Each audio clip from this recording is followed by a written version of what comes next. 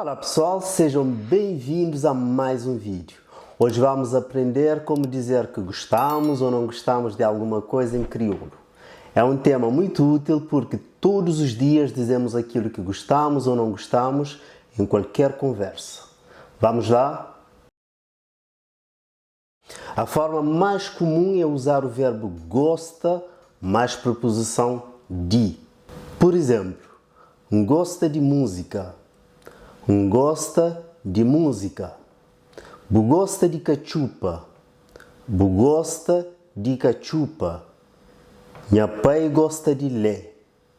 Minha pai gosta de ler. Repara que sempre usamos de depois do verbo gosta antes do objeto da frase. É como se disséssemos gostar de alguma coisa em português. Para negar, usamos o que antes do verbo. Se ainda não viste o nosso último vídeo sobre negação em crioulo, recomendo conferir porque lá explicamos detalhadamente como usar o que em diferentes situações do dia a dia. Vejamos. Nunca gosta de tiga atrasado. Nunca gosta de tiga atrasado. E que gosta de café. E que gosta de café. Nunca gosta de peixe. Nunca gosta de peixe. Repare que o que vem sempre antes do verbo gosta e o de continua depois do verbo antes do objeto. Essa é a estrutura básica para dizer que não gostamos de algo em crioulo. Também podemos intensificar ou suavizar o gosto usando palavras como cheu, mas, pouco. Como exemplo, gosta cheu de badja. Gosta cheu de badja. E gosta mais de canta. E gosta mais de canta. Gosta pouco de televisão. Gosta pouco de televisão. Assim podes mostrar claramente quão forte ou fraco é o teu gosto.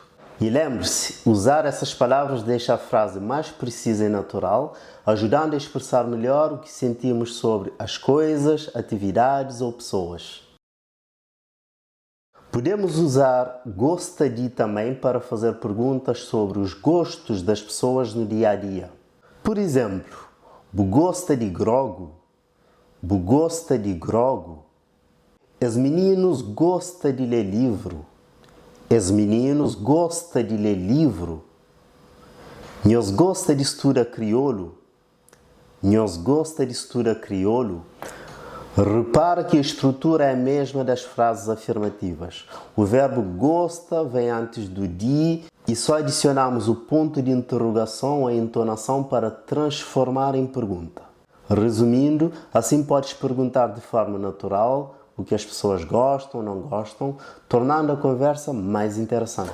E pronto, pessoal, agora vocês já sabem como dizer se gostam ou não gostam em crioulo. Para praticar, escrevam aqui nos comentários uma frase a dizer o que gostam ou não gostam. Não se esqueçam de dar gosto no vídeo e de subscrever ao canal para mais aulas de crioulo.